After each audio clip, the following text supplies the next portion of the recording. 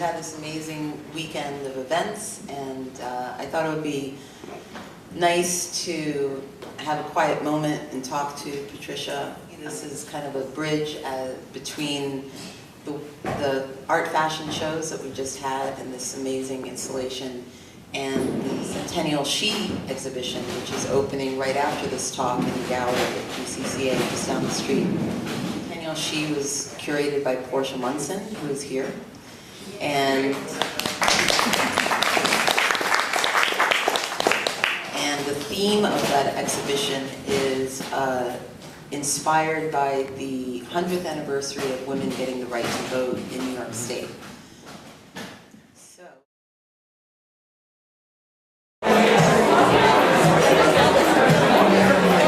In any of my experiences of traveling wherever, this town is fantastic.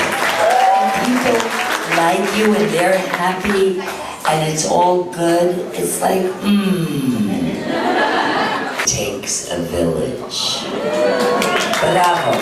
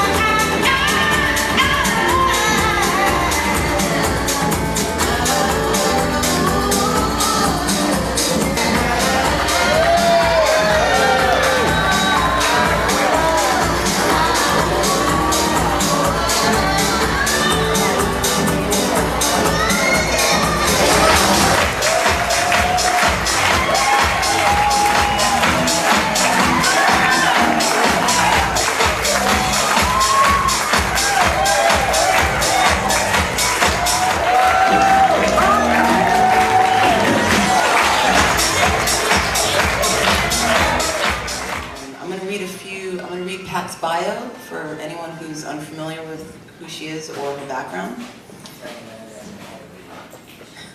Patricia Field is a native New Yorker and one of fashion's greatest visionaries, whose multifaceted career spanned more than 5 decades. Field has received widespread critical praise for her pioneering vision of what constitutes style, a fashion philosophy that values eclecticism, creative expression, and an understanding of oneself over the chasing of trends. Her distinctive approach to dressing is evident through her work as a costume designer.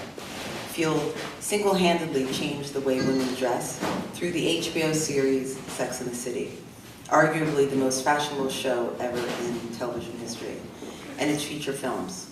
For her work on Sex and the City, Field won an Emmy Award and received 5 nominations for Best Costume Design, and with the help of a showroom sample sale tutu, created one of the most iconic on-screen New York fashion moments since Audrey Hepburn donned Givenchy for A Stroll Past Tiffany's. Field also received an Academy Award nomination for The Devil Wears Prada, as well as continued recognition for her work on television series such as Ugly Betty, Hope and Faith, and most recently for Daring Star's hit TV Land series Younger. She is currently embarking on a feature film, Second Act, starring Jennifer Lopez. Field is also a seasoned retailer, establishing her boutique in New York City at the age of 24 in 1966, which remained a fashion landmark for 50 years. From its famed location on East 8th Street to its final residence on the Bowery, her store was a downtown institution, internationally known and frequented by celebrities, stylists, emerging designers, artists, performers, and club kids alike. In 2016, Field sold her iconic retail property and launched a new concept, ArtFashion. Born out of her long personal ties to New York art community legends like Keith Haring and Jean-Michel Basquiat, ArtFashion now sees Field as a curator, working with an impressive group of today's talented visual artists who, under Field's guidance, have applied their unique aesthetics to hand-painted one-of-a-kind clothing. Through her online gallery and shop, patriciafield.com, Field continues to bring these sought-after fashion creations to fashion fans around the world. Her studio gallery is now located at 200 East Broadway in New York City. Pat, it's such a pleasure to have you here. Thank you for coming back.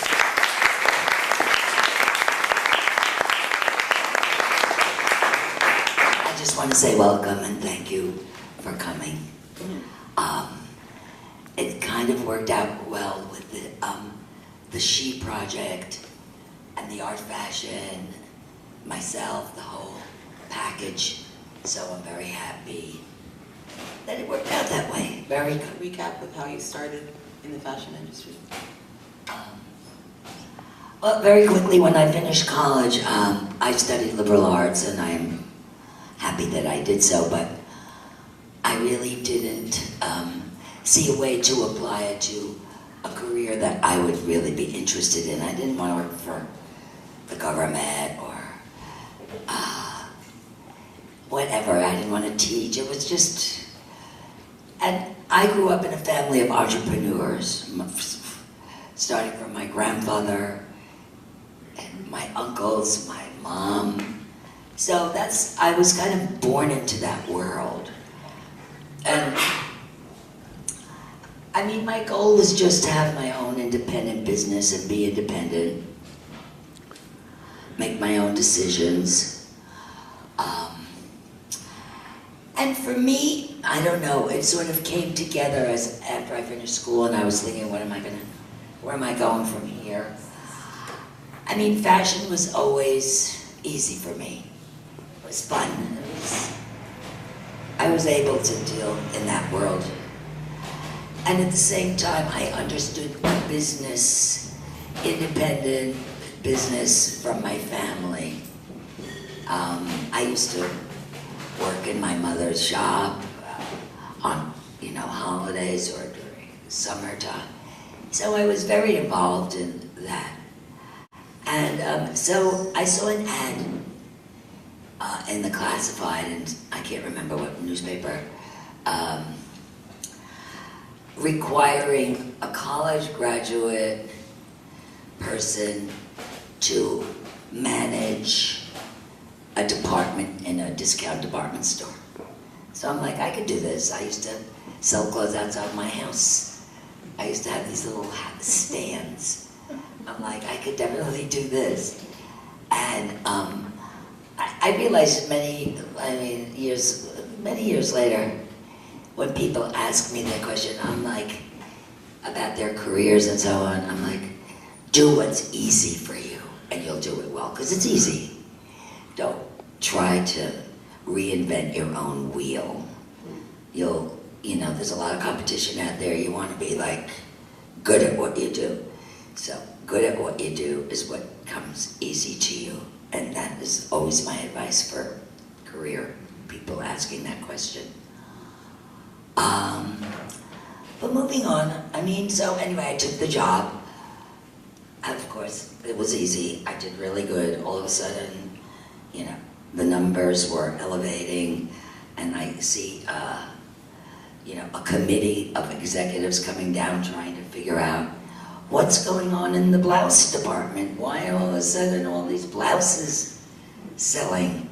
Well, I made them look beautiful. They were sitting in plastic bags wrapped around cardboard. I got some bust forms and pressed them, and I made a beautiful display of these blouses, which were essentially very nice, but who could, they were presented in such a, there was no love in them, let's say. And so I put a little love in them. And you know, the people immediately saw the love and they responded to it. So that's how I got started. And after, I don't know, a year and a half or so, I had advanced into the market. I was an assistant buyer.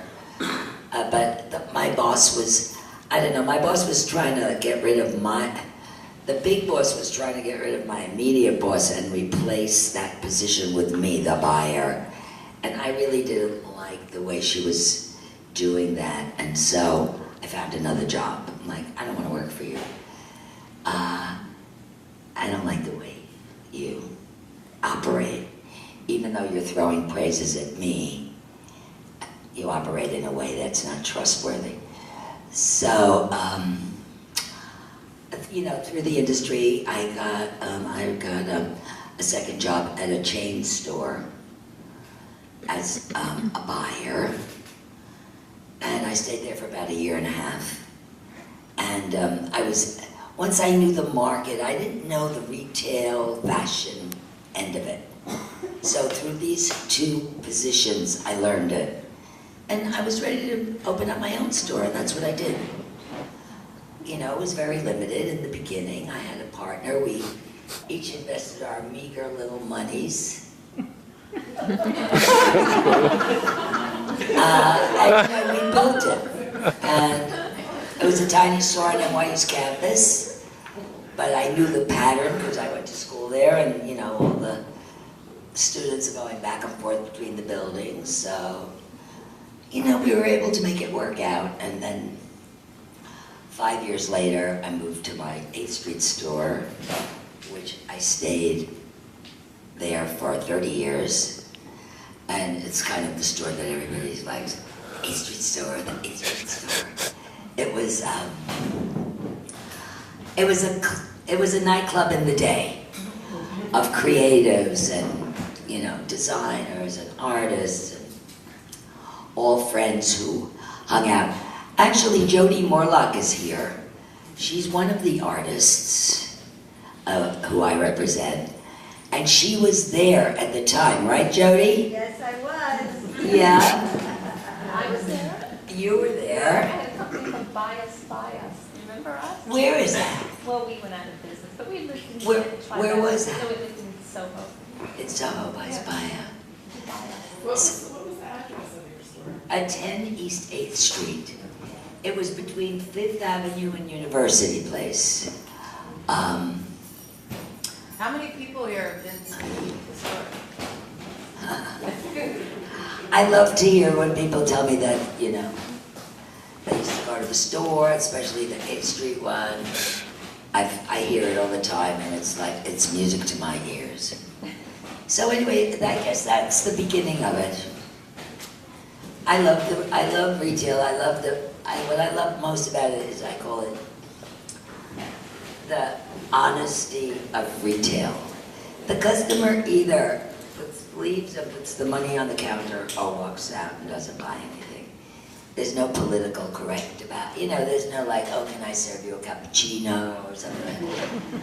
You know, it's straightforward, which I'm a very straightforward person. And the thing about the retail that I enjoyed most with the, you know, the clients. So that is my beginning. Hello. You're pretty. You're pretty. Really.